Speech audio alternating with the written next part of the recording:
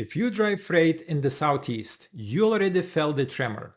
Overnight, the federal government stormed the Hyundai LG EV battery site outside Savannah, Georgia, Alabama, to be precise, and detained hundreds of workers in what officials call the biggest single-site enforcement action in Homeland Security investigations history.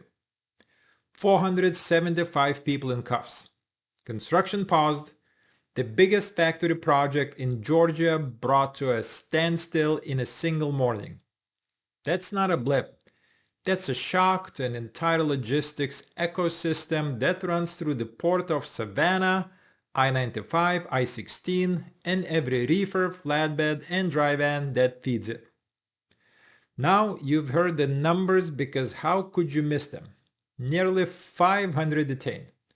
Reports say more than 300 were South Korean nationals tied to subcontractors on the job, not direct Hyundai hires.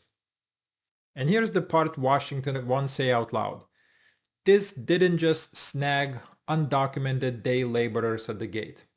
A big share were here on the wrong visas or overstays, meaning the system that's supposed to control who works on multi-billion-dollar sites wasn't just leaking, it was wide open. That's not an immigration policy, that's a business model. Within 48 hours, it got even stranger. Seoul stepped in, negotiated with Washington, and said it had a deal to repatriate hundreds of its citizens picked up in the raid. Think about it. An American federal enforcement action at U.S. industrial site instantly became a diplomatic incident with a top manufacturing ally. If you haul imports out of Garden City terminal or feed steel, conduit, HVAC, or switchgear into that EV campus, you are now officially in the middle of US-Korea relations. That's not exaggeration. That's the supply chain you live in. So let's be honest about what just happened. Georgia sold this project as a moonshot. 7.6 billion in shiny EV jobs, union-free, regulation light, a southern manufacturing juggernaut. Construction boomed. Flatbeds lined up with rebar and precast. Triage from Savannah to Alabama turned into all-day grind. But under the gloss, someone decided the labor pipeline would be creative, cheaper, faster. And as soon as the feds pulled the fire alarm, the whole thing froze.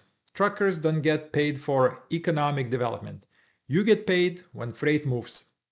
And freight doesn't move when 475 workers vanish and management is busy answering to DHS, not receiving your load. This isn't happening in a vacuum.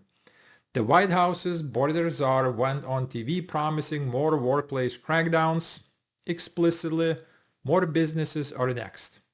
Translation for people who actually live on margins and miles.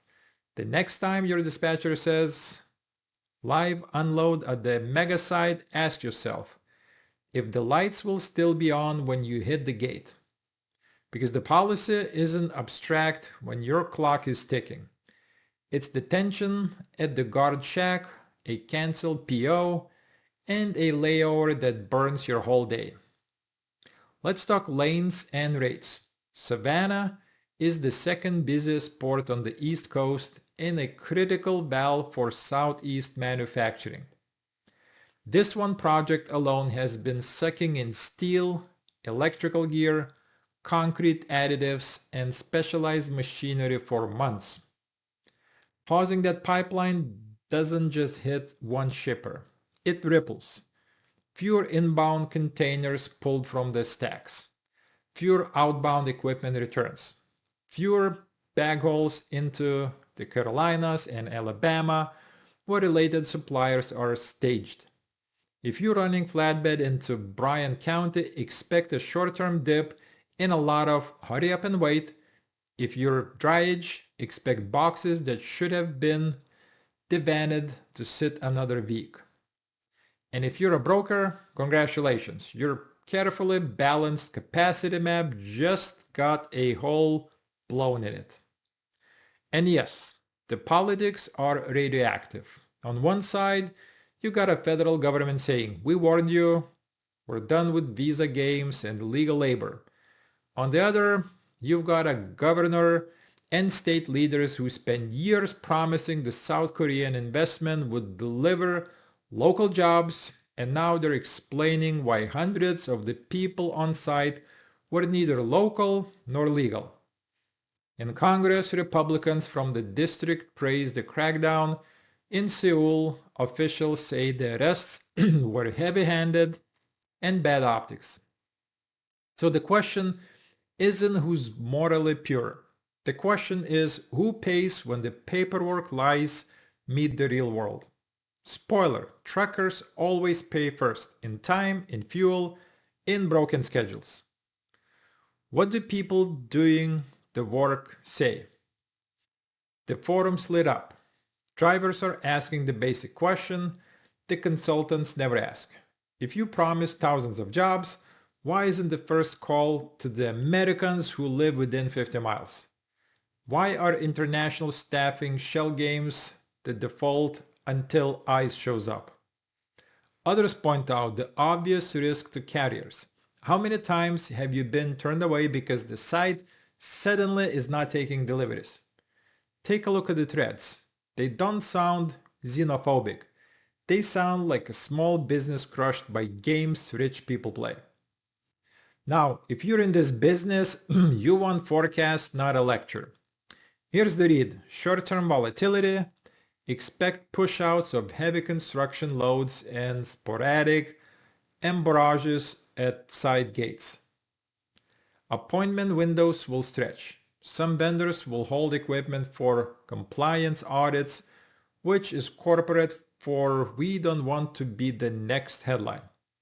If you're a driver, build slack into your day and hammer for detention clauses before you roll. If you're a small carrier, don't float payroll on a mega project's promises. Get paid faster or don't go. Medium term, political theater meets procurement reality. Federal agencies will pressure big buyers, automakers, tier 1s, EPCs to certify labor compliance down to the subcontractor level. That means more ID checks at gates, more badging delays, and ironically, more trucks stacked on county roads while HR reinspects the same crew for the third time. Your time is their buffer. Price for it. Long term, geography does not change. Savannah is still a monster port with rail, warehousing, and highway connectivity that rivals anyone. Hyundai and LG are still betting billions on the Southeast. But capital doesn't like embarrassment. When international partners hear largest raid in history, they reassess risk. That could slow the next wave of projects, not kill them. Slower pipeline equals choppier demand. That is the likely outcome. There is a bigger story too. One you won't hear from the bright smile press releases. For years, America's elites pursued scalable efficiency. Fewer people, more layers, outsource everything. The same mindset that turned American trucking into a compliance obstacle course also turned megasites into visa farms. When it works, they get record margins. When it blows up, they call it unexpected headwinds. But you can't build a real economy on shortcuts. Truckers know this because gravity and DOT don't care what your PowerPoint says. You overload, you flip. Simple. The defense from the C-suite is predictable. We can't find workers. Really? In a nation of 330 million, we can't find people to pour concrete and wire panels? Or we can't find people at the prices you want to pay and the timelines politicians promised at ribbon cuttings? Those are different statements. The first is a crisis, the second is a lie. And lies create raids. How should states respond? Now with more glossy workforce slogans, with enforcement that treats fraud as fraud, regardless of the flag on the hard hat. If subcontractors knowingly import the wrong labor to juice margins, pull their badges, and claw back the subsidies. Meanwhile, protect the innocent. If someone got recruited under false pretenses, process them quickly and humanely. But never let efficiency become a cover for illegal labor markets that undercut American tradesmen, and then expect the trucking community to eat the cost when it collapses. Some will say enforcement itself is the problem, that raiding a site spooks investors.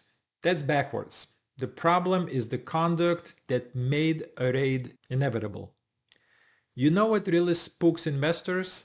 Seeing a project freeze because basic compliance wasn't enforced 12 months earlier. Grown-ups fix things early. Children hide problems until the cops arrive. Where does this leave the men and women behind the wheel? In the same place you always are. The true first responders of the real economy. You hold the steel that builds the factory. You move the batteries when it finally opens. You carry the layoffs on your backs when politicians break their promises and developers play games with labor.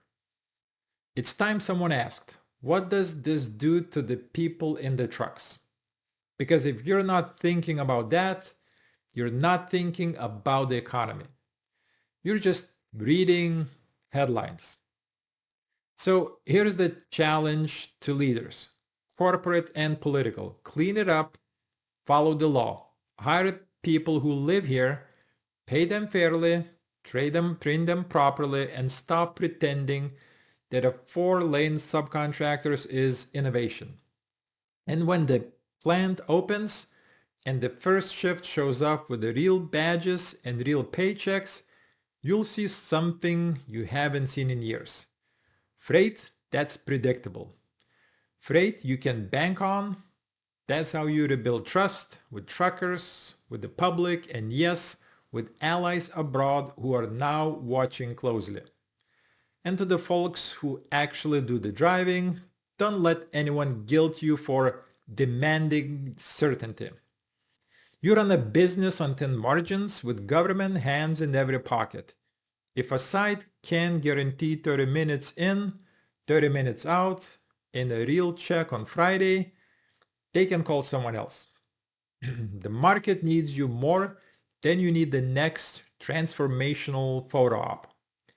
If you want an America that moves, you cannot run its factories on legal gray zones. You can't run its supply chains on wishful thinking. And you definitely can't run its trucking industry on the idea that your time is free. It isn't. It never was. Start acting like that's true and watch how fast the country gets better. Like this video if you're tired of being the last to know and the first to pay. Subscribe if you want freight analysis that respects your time, your rig, and your bottom line. And drop a comment with what you're seeing at Savannah, Bryan County, or any of the other mega sites your intel is better than 100 think tank papers. I'll see you next time. Bye-bye.